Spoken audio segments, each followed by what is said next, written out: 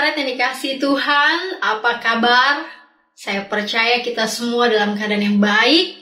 Dan tentunya kita bersuka cita hari ini kita boleh kembali dipertemukan melalui ibadah secara online. Di saat ini kita mau siapkan hati kita mau sama-sama menyembah Dia, kita mau meninggikan Dia dan juga mendengarkan firman-Nya. Mari sebelumnya kita siapkan hati kita mau masuk lebih dalam ke hadirat-Nya. Kisah Para Rasul 4 ayat ke-31. Dan ketika mereka sedang berdoa, goyanglah tempat mereka berkumpul itu, dan mereka semua penuh dengan Roh Kudus. Lalu mereka memberitakan firman Allah dengan berani. Mari kita tundukkan kepala, kita masuk ke dalam saat teduh.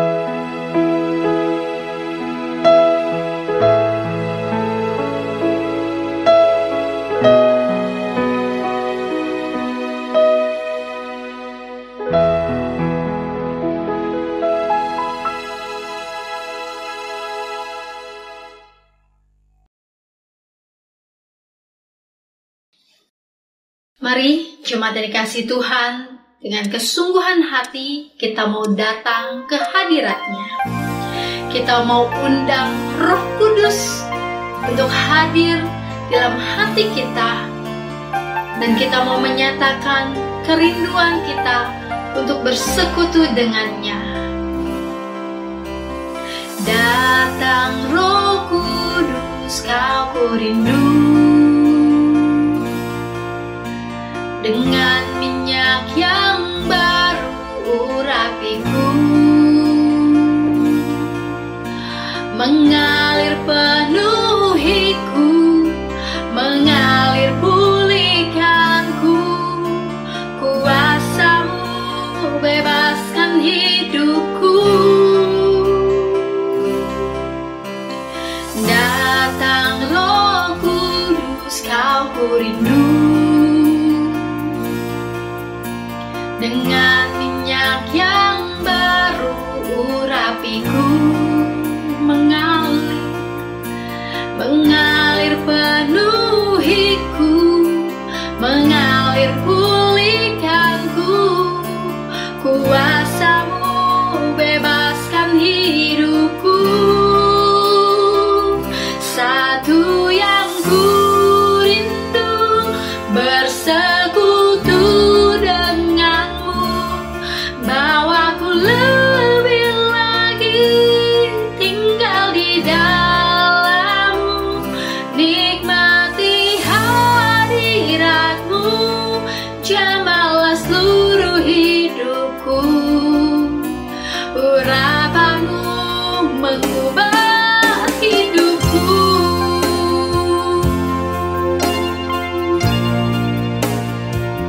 Mari kita undang Roh Kudus datang dan memenuhi hati kita.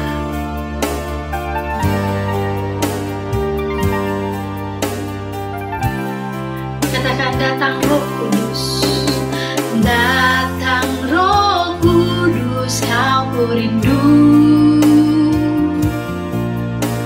Dengan minyak yang baru urapiku,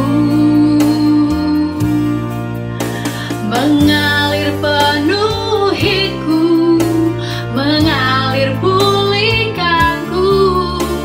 Kuasa-Mu bebaskan hidupku. Satu yang ku rindu,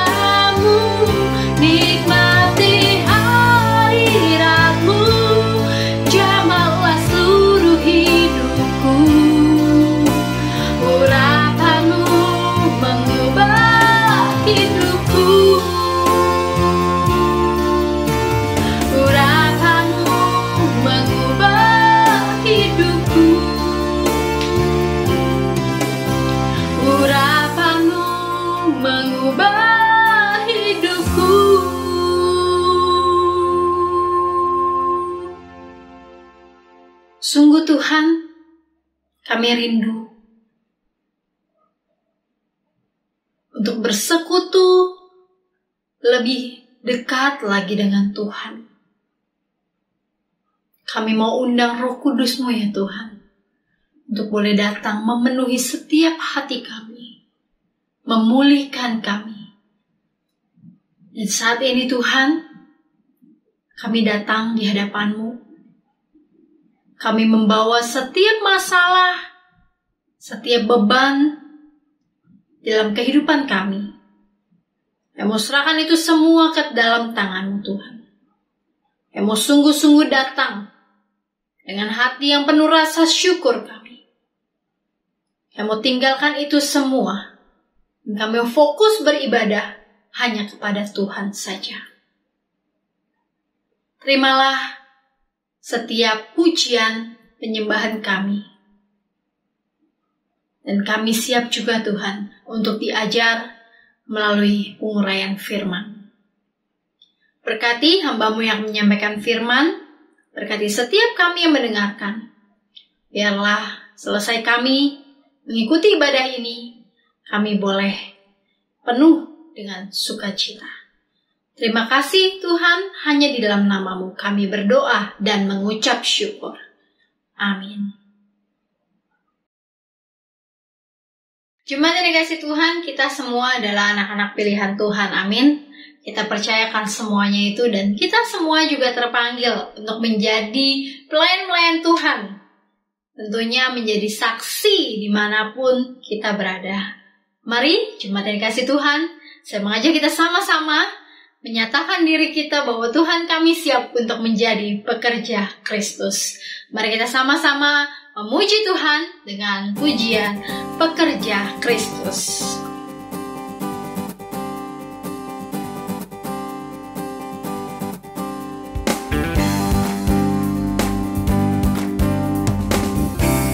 Ku cari-cari langkah hidup yang lebih pasti, hidup penuh kemenangan setiap hari. Suatu saat Yesus panggilku untuk jadi pekerja, melayani, jadi saksi bagi Dia. Bukan sembarang pekerja, la la la, Yesusku luar biasa. La la la, Dia Raja segala raja, memanggilku menuai ladangnya. Hanya anugerah semata. La la la, aku dipakai olehnya.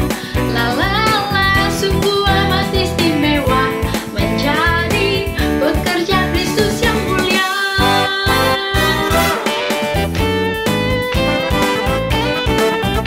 Dengan sukacita kita naikkan pujian ini sekali lagi.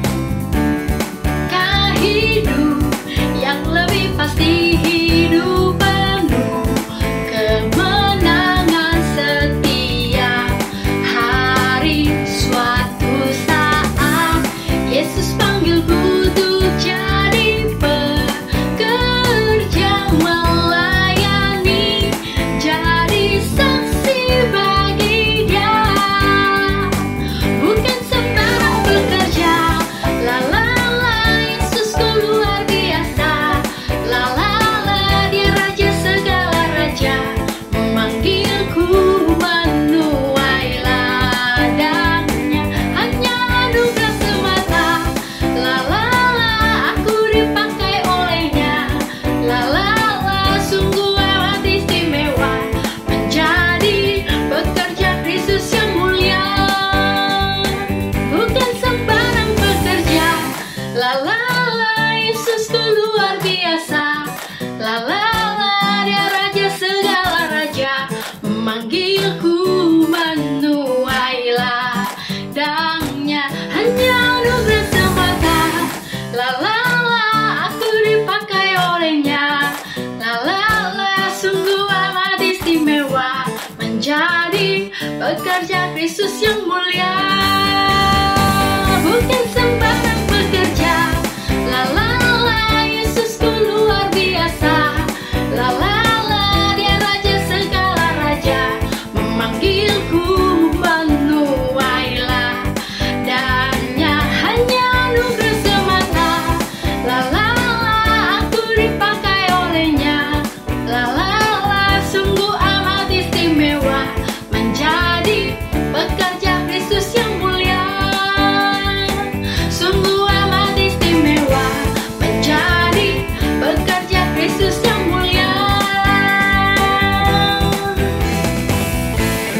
menjadi pekerja Kristus yang mulia.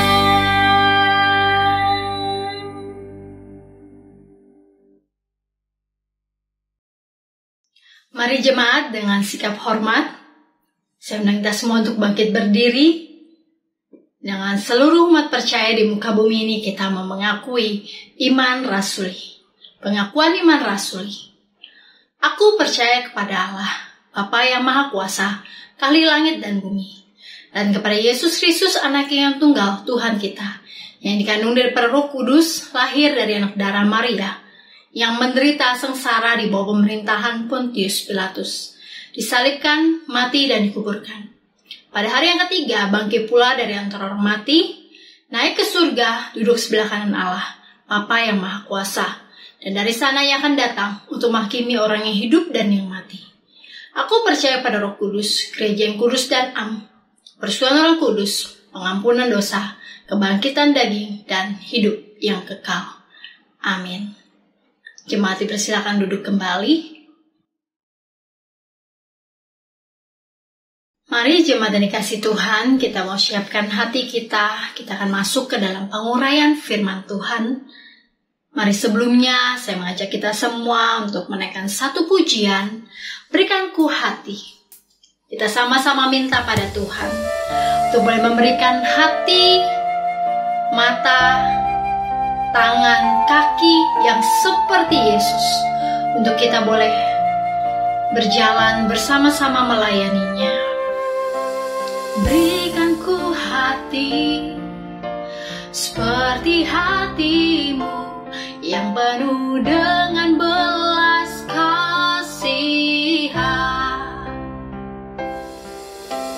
Berikanku mata seperti matamu, memandang tua yang di sekelilingku. Berikanku tanganmu untuk melakukan tugasku. Berikanku kakimu melangkah dalam rencanamu.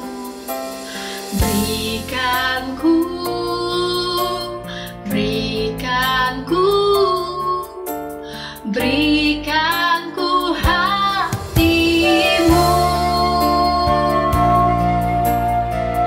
Mari dengan kesungguhan hati kita mau lebih lagi datang ke hadirat-Nya.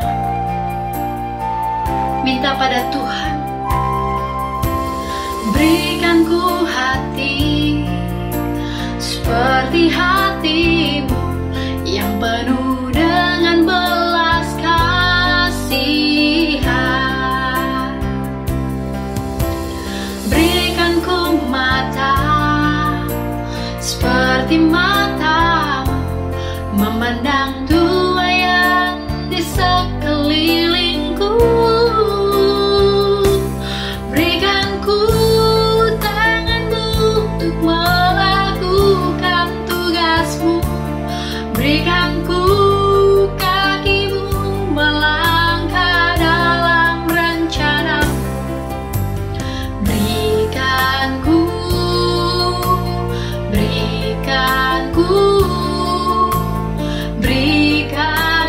hatimu. Berikanku tanganmu untuk melakukan tugasmu.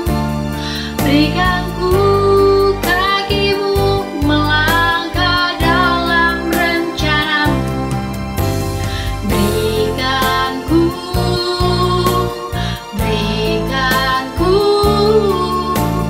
Berikanku hatimu. Berikanku tanganmu untuk melakukan tugasmu. Berikanku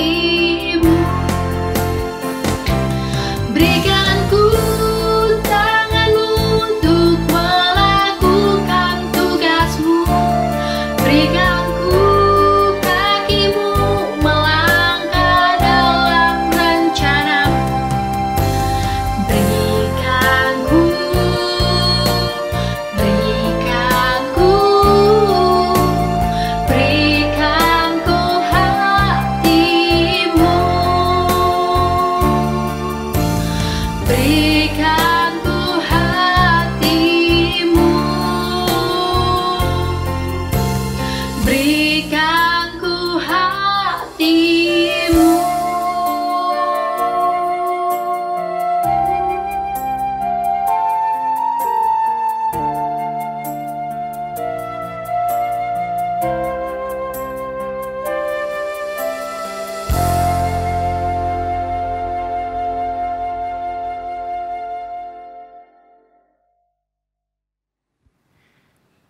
Shalom, selamat pagi Bapak Ibu Saudara yang terkasih, jemaat yang berbahagia, apapun kondisi Bapak Ibu Saudara saat ini, mari kita sama-sama datang kepada Tuhan, kita rindu kebenaran firman Tuhan sekali lagi diberitakan dan kita kembali dikuatkan, kita kembali diutus, diteguhkan untuk boleh memberitakan firman-Nya. Bapak Ibu Saudara dimanapun Anda berada, mari kita sama-sama datang kepada Tuhan, kita berdoa. Bapa di dalam surga, kami bersyukur kesempatan pagi hari ini kami kembali dikumpulkan. Kami rindu disapa oleh kebenaran firman-Mu. Firman-Mu adalah kebenaran, dan kebenaran itulah yang membebaskan kami, sehingga kami hidup di hadapan Tuhan, sehingga kami hidup dibebaskan dari belenggu-belenggu dosa. Dan biarlah kini Tuhan hidup kami menjadi milik Tuhan, kami persembahkan untuk melakukan kebenaran itu. Tuhan tolonglah kami, anak-anak-Mu, kami semua yang mendengarkan, dan juga hamba-Mu yang menyampaikan, biarlah kami sama-sama dikuasai oleh Roh Kudus. Berfirmanlah Tuhan karena kami siap mendengar. Di dalam nama Tuhan kami Yesus Kristus kami berdoa, amin. Ya shalom Bapak Ibu Saudara, pagi hari ini kita akan sama-sama merenungkan bagian firman Tuhan. Mari kita membuka Alkitab kita. Bapak Ibu Saudara silahkan membuka Alkitab. Saya mengharapkan kita semua membuka Alkitab ya, walaupun saya akan membacakannya. Tapi mari kita buka Alkitab kita masing-masing, baik melalui gadget, melalui handphone saudara, melalui Alkitab fisik ya yang saudara-saudara buka. Silakan ya, dan biarkan Alkitab kita tetap terbuka selama pemberitaan firman Tuhan. Mari kita memperhatikan bagian firman Tuhan dari Kisah Para Rasul 4. Kisah Para Rasul pasal yang keempat, ayat 27 sampai 31. Kisah Para Rasul pasal 4 ayat 27 hingga ke 31. Saya akan membacakan bagi saudara sekalian di dalam perikop dengan judul doa jemaat. Kita akan berfokus kepada ayat 27 hingga 31. Demikian. Sebab sesungguhnya telah berkumpul di dalam kota ini Herodes dan Pontius Pilatus beserta bangsa-bangsa dan suku-suku bangsa Israel melawan Yesus, hamba-Mu, yang kudus yang Engkau urapi untuk melaksanakan sesuatu yang telah Engkau tentukan dari semula oleh kuasa dan kehendak-Mu. Dan sekarang ya Tuhan, lihatlah bagaimana mereka mengancam kami, dan berikanlah kepada hamba-hamba-Mu keberanian untuk memberitakan firman-Mu. Ulurkanlah tangan-Mu untuk menyembuhkan orang, dan adakanlah tanda-tanda dan mujizat-mujizat oleh nama Yesus, hamba-Mu yang kudus. Dan ketika mereka sedang berdoa, goyanglah tempat mereka berkumpul itu, dan mereka semua penuh dengan Roh Kudus. Lalu mereka memberitakan firman Allah dengan berani. Sedemikian jauh pembacaan firman Tuhan. Berbahagialah mereka yang bukan hanya membaca dan memahaminya, melainkan juga yang melakukannya. Bapak Ibu Saudara, jemaat yang terkasih di dalam Tuhan, kita pasti tidak asing ya dengan satu istilah testimoni, ya kata testimoni atau kesaksian. Jadi testimoni atau kesaksian itu dari seseorang ya tentang suatu peristiwa atau bisa juga pernyataan ya kepuasan atau ketidakpuasan dari konsumen. Ya ini tentang pengalaman bertransaksi Bapak Ibu Saudara. Jadi termasuk di dalamnya adalah pelayanan atau kualitas dari suatu produk atau jasa yang dibeli ya. Jadi kalau Bapak Ibu Saudara selama masa pandemi atau mungkin sebelum dan sesudah kita sudah sangat familiar ya dengan belanja online. Ya, ini tidak bisa lepas dari ini nih, namanya testimoni atau kesaksian dari pembeli ya. Pembeli atau pelanggan itu mereka biasanya menuliskan ya, ada satu kolom khusus di situ menuliskan bagaimana komentar mereka ya, mereka puas nggak dengan barang yang mereka beli gitu ya. Dan bahkan mungkin penjual tertentu, seller tertentu itu mewajibkan ya, wah nanti kalau beli kalian harus memberikan bintang 5, wah ya nggak boleh kurang dari 5 ya. Kalau mau beli ini karena dia sangat yakin barang yang dijual ini berkualitas. Nah makanya dia kalau beli jangan lupa ya kasih bintang 5 gitu ya. Nggak boleh komentar negatif, nggak boleh kasih bintang yang 1 ya. Karena itu merusak image ya, merusak pasaran gitu ya. Jadi barang itu bisa jadi tidak laku ya kalau dikasih komentar yang buruk. Bapak Ibu Saudara, ulasan produk dari pelanggan atau pembeli itu sangat penting bagi penjual atau penyedia jasa ya. Seringkali itu dipasang ya sebagai iklan juga. Wah ini testimoni dari pelanggan kita, dari yang pakai ini kosmetik ini ya misalnya. Wah ternyata pakai ini jadi kinclong muka saya, jadi glowing gitu ya. Nah itu kasih testimoni. Atau wah obat ini manjur, mujarab, bagus banget. Jadi bukan hanya bagi penjual, nah tetapi juga bagi para calon pembeli ya Bapak Ibu Saudara. Jadi berapa banyak sih dari kita ketika kita mau belanja online, kita belanja satu barang, maka mungkin kita bisa skip ya itu deskripsi barangnya ini apa-apa, kita mungkin skip, tapi kita langsung baca itu ya ulasan produk, komentar-komentar, wah barang ini bagus apa enggak sih, positif apa enggak sih. Ya kita kadang langsung lihat itu. Kalau wah komentar-komentarnya banyak, yang positif bintangnya 4,8, 4,9, bahkan 5. Wah itu bagus banget, berarti saya nggak ragu lagi deh mau beli gitu ya. Nah jadi bukan hanya penting bagi penjual, tetapi penting juga buat kita yang mau beli barang itu gitu ya. Kita lihat nih komentar-komentar, testimoni, kesaksian dari orang-orang yang sudah beli. Kalau bagus semua, oke deh, gue beli nih barang ini, gitu ya. Jadi mereka puas atau enggak, nah kita ya udah percaya aja deh. Kalau udah banyak, udah ada 100-an orang yang ngomong kayak gitu, oh ya, oke, saya percaya, ya. Nah, Bapak Ibu Saudara, jadi kita tahu sekarang bahwa kesaksian atau testimoni itu adalah hal yang penting. Nah, begitu juga dengan apa yang kita percayai, Bapak Ibu Saudara, hari ini. Kita percaya bahwa Yesus Kristus itu mati disalibkan, ya, kemudian bangkit pada hari yang ketiga, kemudian naik ke sorga. Kita tahu semua peristiwa itu sudah berlalu begitu ya, dan itu adalah peristiwa-peristiwa yang tercatat di dalam sejarah. Nah, tetapi kita tahu hal itu benar, hal itu terjadi, bahkan itu fakta sejarah. Kita juga ada bagian dari kesaksian para rasul ya, atau murid-murid, atau orang-orang yang menyaksikan peristiwa pada saat itu.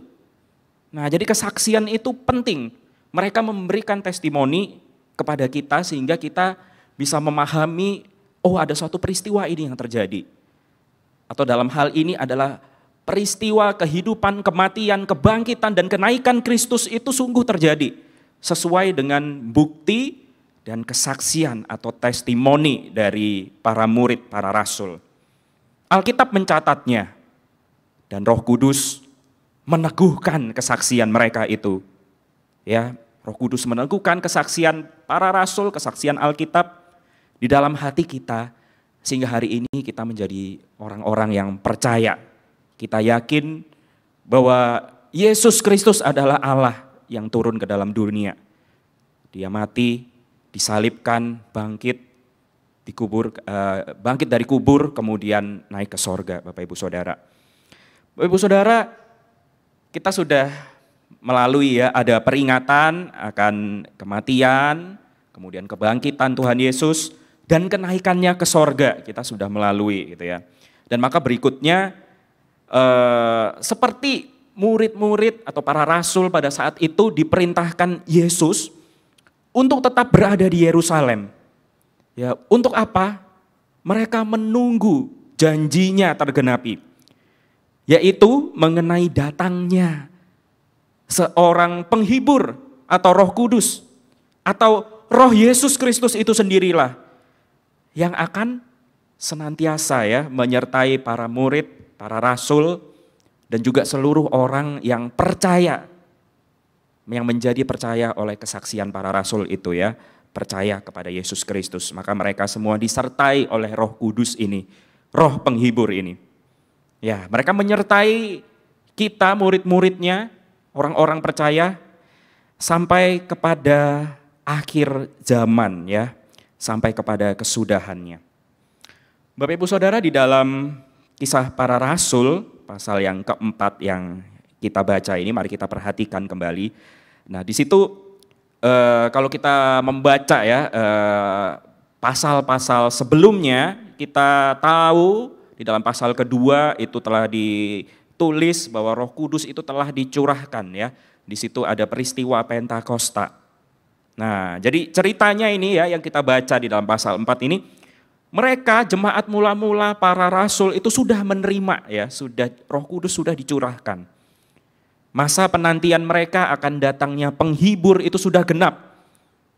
Nah, tetapi bagi kita akan memperingati gitu ya, memperingati Pentakosta atau dicurahkannya Roh Kudus itu pada minggu yang akan datang ya. Kita ada di dalam masa penantian akan peringatan itu.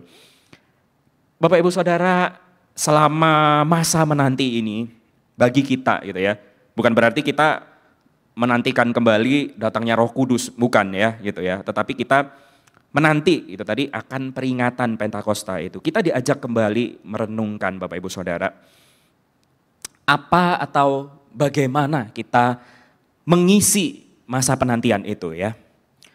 Mungkin kita perlu melihat kembali kondisi kita, memeriksa atau mengevaluasi hidup kita ya, hidup yang kita jalani ini.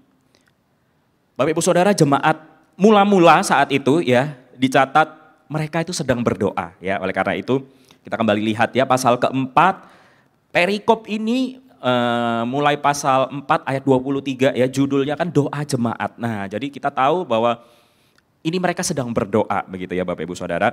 Jadi Petrus dan Yohanes itu baru saja dilepaskan dari tahanan. Nah, kemudian mereka itu kembali kepada jemaat. Mereka kembali kepada saudara-saudara mereka ya yang sedang berkumpul. Nah, kemudian orang-orang percaya itu saling mendoakan begitu ya. Mereka bersama-sama berkumpul untuk berdoa. Bapak Ibu Saudara, mereka menyadari kondisi mereka ini sulit gitu ya. Mereka ada di dalam ancaman, saudara-saudara mereka sendiri bahkan gitu ya, para pemimpin Yahudi, orang-orang Yahudi ini. Dan juga ada ancaman dari pemerintah Roma. Mari kita melihat ayat 27 dan 28. Di situ disebutkan tentang apa yang terjadi dengan Yesus. Ya, ini merujuk kepada apa yang terjadi pada Yesus gitu ya. Guru mereka gitu ya, junjungan mereka ya. Guru mereka atau Yesus itu sendiri dahulu mengalami penolakan, kemudian penolakan begitu kerasnya, kemudian dibunuh ya, disalibkan. Nah, maka mereka sadar di depan mereka ada bahaya, ada ancaman yang bahkan pada hari-hari kemudian gitu ya, mereka itu dianiaya dengan hebat. Ya, mereka sadari itu bahwa sama seperti sang guru, sama seperti Yesus datang ke dunia, dia mengorbankan dirinya, dia ditolak, maka tidak lebih daripada sang guru, murid-murid akan mengalami itu, mengalami penolakan, mengalami penganiayaan yang dahsyat. Jadi seorang murid tidak lebih daripada gurunya. Mereka pun menghadapi ya hal-hal yang serupa ini.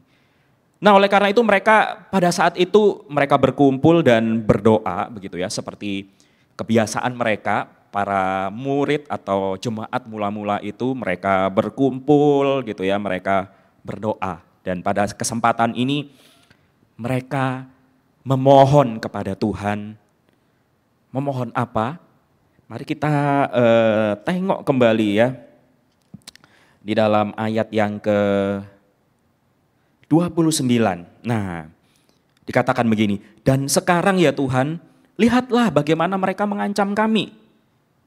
Wah, ini ya tadi ya, disebutkan bahwa mereka menyadari ada ancaman-ancaman. Nah, yang kemudian, dan berikanlah kepada hamba-hambamu keberanian untuk memberitakan firman-Mu. Nah, jadi mereka bersama-sama berdoa, memohon kepada Tuhan keberanian untuk memberitakan firman itu. Ya, jadi dapat dikatakan juga, berikanlah kami ini keberanian untuk bersaksi sebagai orang-orang percaya akan kebenaran Injil itu.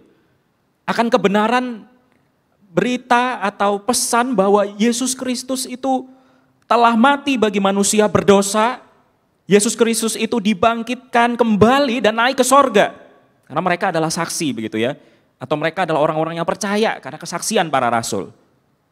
Dan kemudian Yesus Kristus itu memberikan hidup yang kekal kepada setiap orang yang percaya kepadanya. Bapak Ibu Saudara, sungguh bukan hal yang mudah begitu ya. Bukan hal yang mudah memberikan kesaksian atau pernyataan iman mereka, kepercayaan mereka di tengah-tengah tekanan, ancaman dan aniaya. Yang kapan saja itu bisa merenggut nyawa mereka.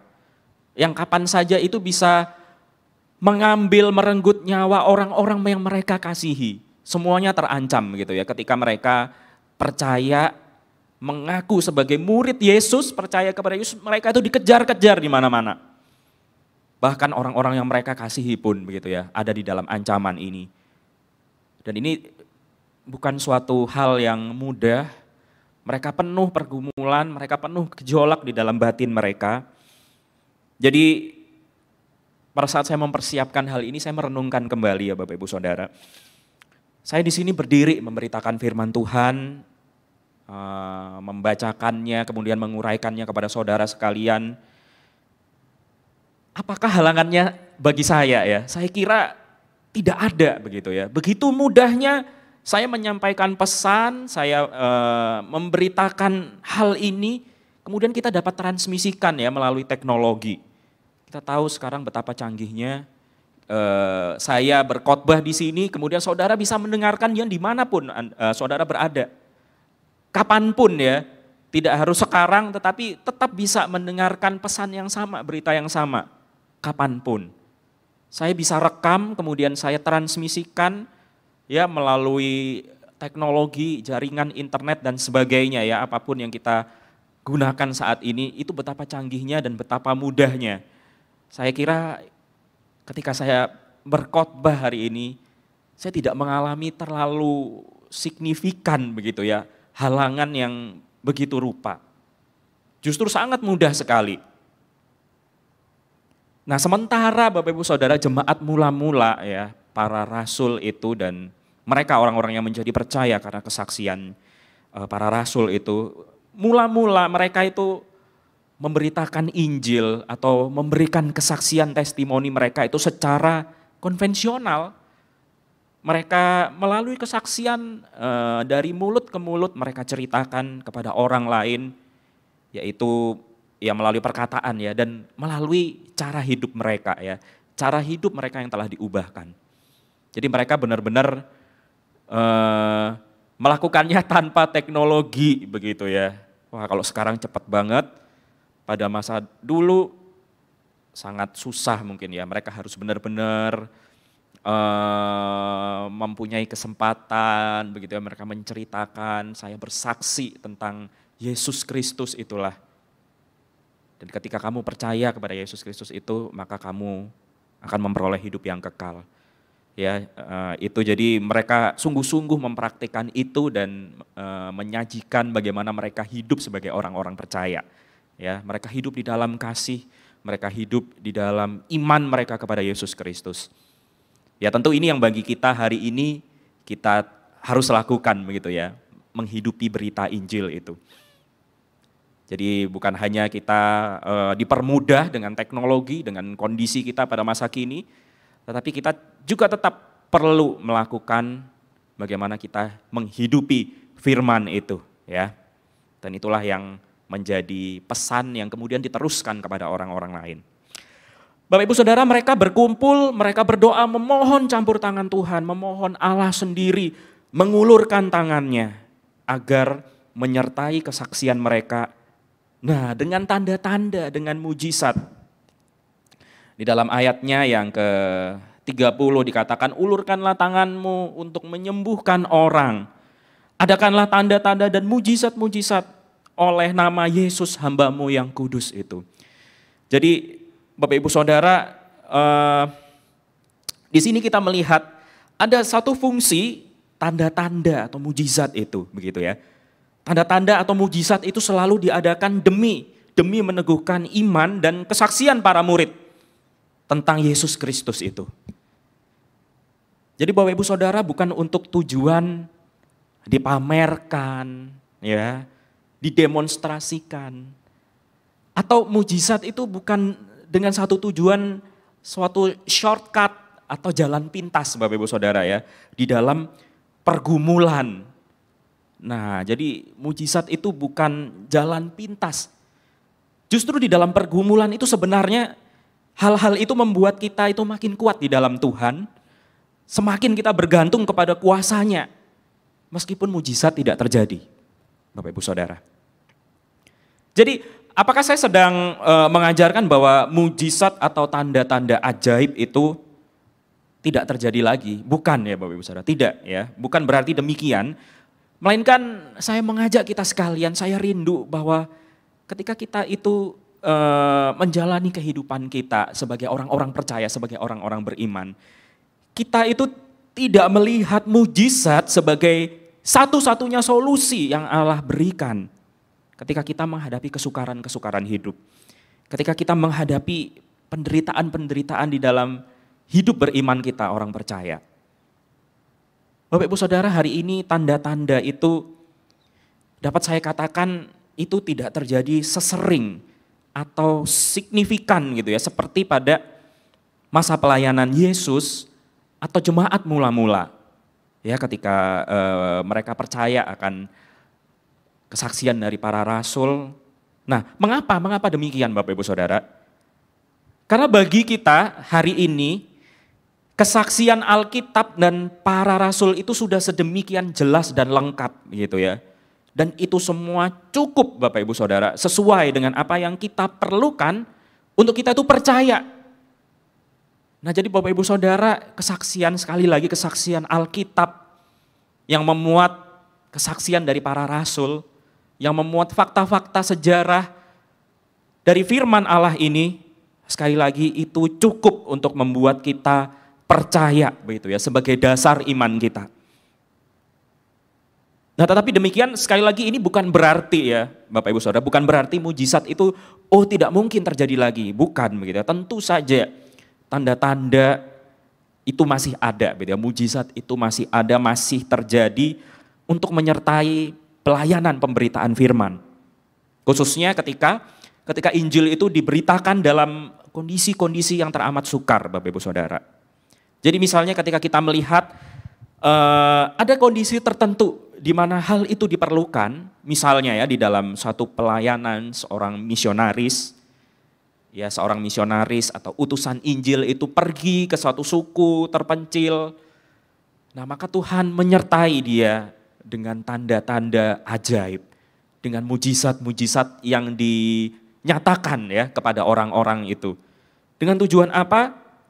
Ya karena kira-kira ya orang-orang ini sederhana, mereka tidak bisa baca Alkitab, mungkin perlu waktu bertahun-tahun untuk menerjemahkan Alkitab sehingga mereka bisa baca, dan itu pun belum tentu mereka mengerti. Maka di dalam pelayanan-pelayanan demikian kita bisa menyaksikan ada mujizat-mujizat yang memang Tuhan nyatakan ya. Nah, ini adalah salah satu contoh bahwa Tuhan masih memakai mujizat. Tapi Bapak Ibu Saudara, kita melihat konteksnya begitu ya. Kita melihat konteksnya sehingga kita bisa memahami ya itu diperlukan. Nah, tapi saudara hari ini gitu ya, kita semua kan bisa nih baca Alkitab ya. Alkitab yang ada pada kita ini kita bisa akses dengan sangat mudah dan sangat jelas Bapak Ibu Saudara ya. Jadi kalau saudara Bapak Ibu sekalian tidak sungguh-sungguh percaya dengan apa yang dikatakan oleh firman yang tertulis ini, maka seharusnya kita memeriksa diri kita kembali. Bagaimana kehidupan beriman kita gitu ya. Apakah iman kita itu didasarkan kepada kebenaran atau perlu mujizat dahulu baru kita itu percaya. Bapak Ibu Saudara, kembali kepada bacaan kita ya di dalam hari ini, di dalam ayat yang ke-31 ya. Ya, ayat 31 yang terakhir dikatakan, dan ketika mereka sedang berdoa, goyanglah tempat mereka berkumpul itu dan mereka semua penuh dengan Roh Kudus. Bapak Ibu Saudara, kita di sini melihat Allah itu meneguhkan mereka dengan tanda yang ajaib ya. Seperti peristiwa gempa bumi ini ya, goyanglah tempat di mana mereka berkumpul itu. Nah, tetapi Bapak Ibu Saudara, yang paling penting di sini sesungguhnya adalah ada di dalam kalimat berikutnya begitu ya. Maka mereka semua itu penuh dengan Roh Kudus. Jadi Bapak Ibu Saudara, hidup yang dipenuhi Roh Kudus, hidup yang dikuasai Roh Kudus, itulah yang seharusnya kita kejar di dalam kehidupan kita. Bukan semata-mata mujizat, bukan semata-mata kejadian-kejadian yang ajaib yang meneguhkan iman kita.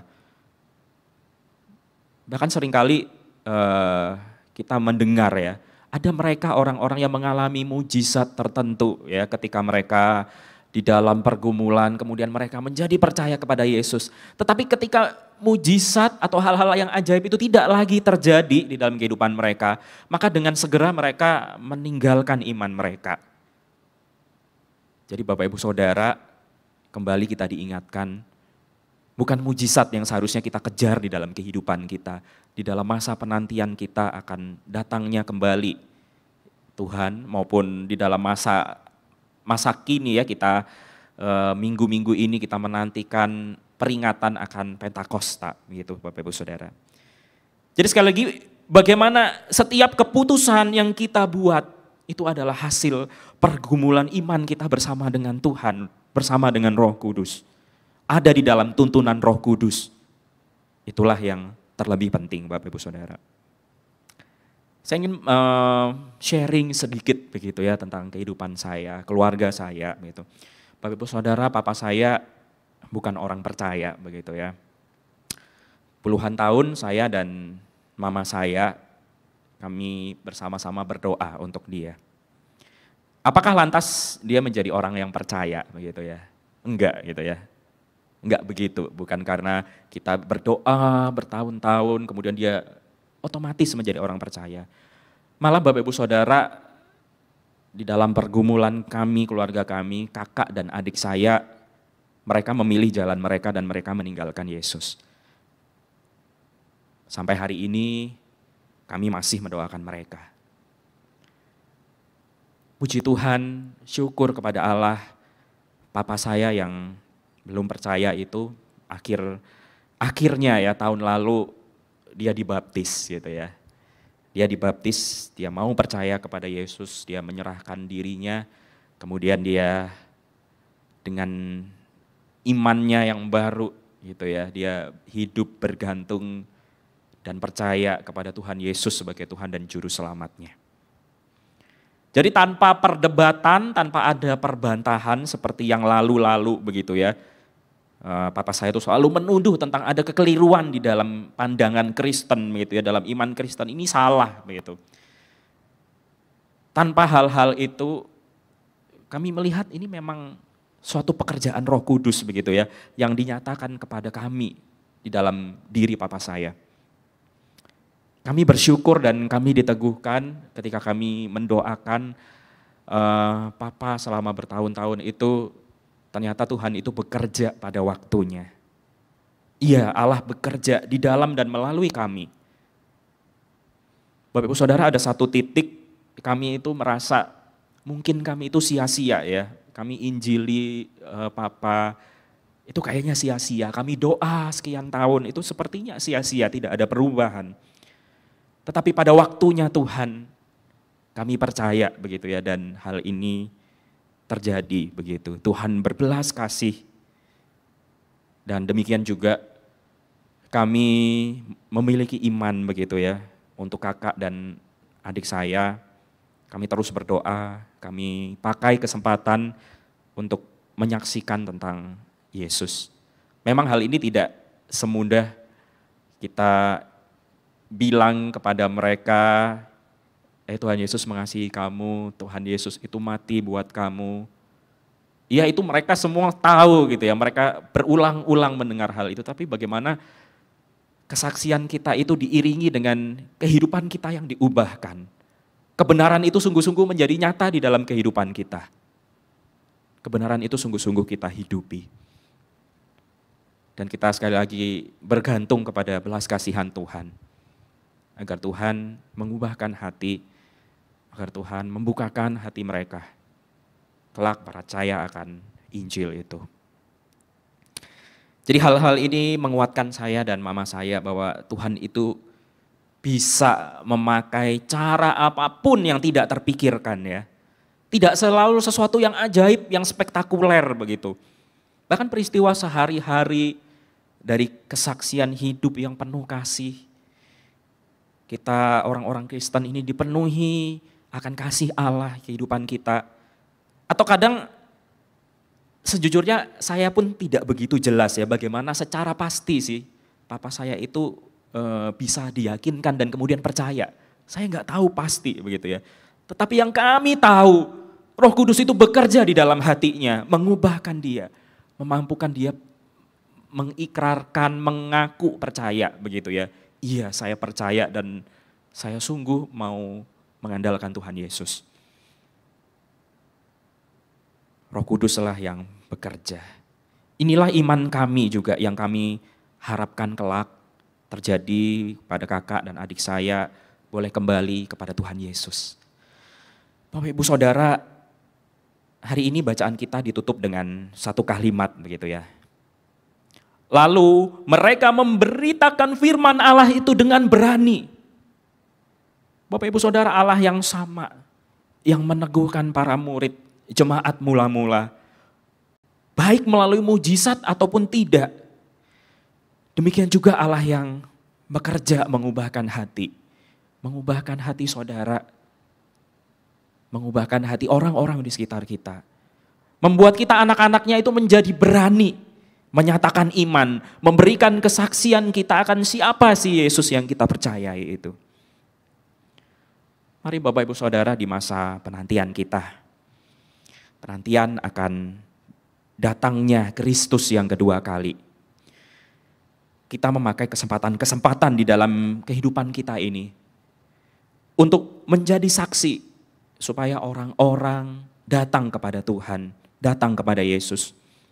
Supaya mereka juga boleh menerima akan kehidupan yang kekal itu. Bapak Ibu Saudara, ladang sudah menguning dan tuaian begitu banyak. Tetapi adakah orang yang mau diutus untuk menuai?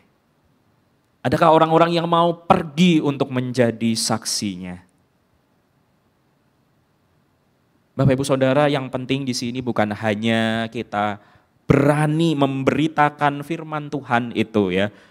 Di dalam kalimat yang terakhir ayat yang kita baca itu memberitakan firman Allah dengan berani. Memberitakan itu berarti dengan mulut begitu ya, menceritakan, memperkatakan.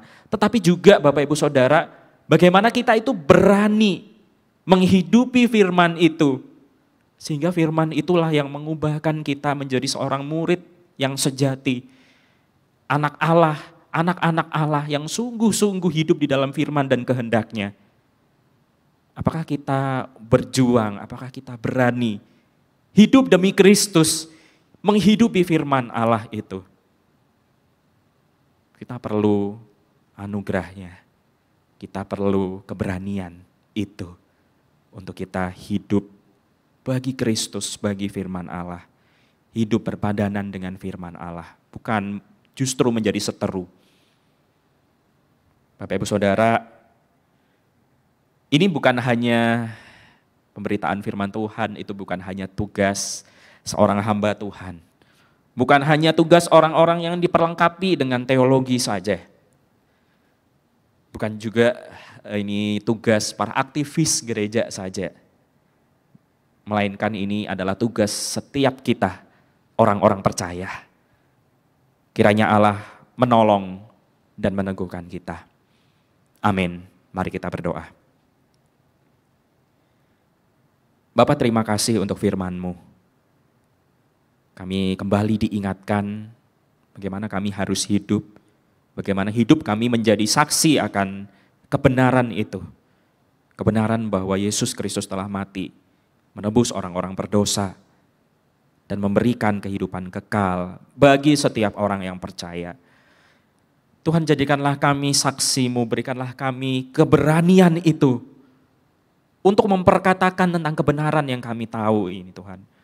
Untuk menyaksikan tentang iman yang kami percayai ini, baik melalui perkataan kami dan juga di dalam perbuatan kami, di dalam hidup yang berani menyatakan kebenaran, menyatakan firman Allah itu. Sehingga hidup kami seperti surat yang terbuka, firman Tuhan yang terbuka yang bisa diakses oleh setiap orang. Setiap orang yang berjumpa dengan kami boleh merasakan kasih Tuhan, dan kelak mereka pun boleh berjumpa sendiri dengan Tuhan. Tolonglah kami Tuhan, anak-anak-Mu ini, supaya kami sungguh-sungguh hidup bagi Tuhan. Dalam masa penantian kami menjadi anak-anak Tuhan yang taat dan setia. Terima kasih Tuhan, kami kembali diteguhkan melalui firman-Mu. Kami berdoa berserah di dalam nama Tuhan kami Yesus Kristus. Amin.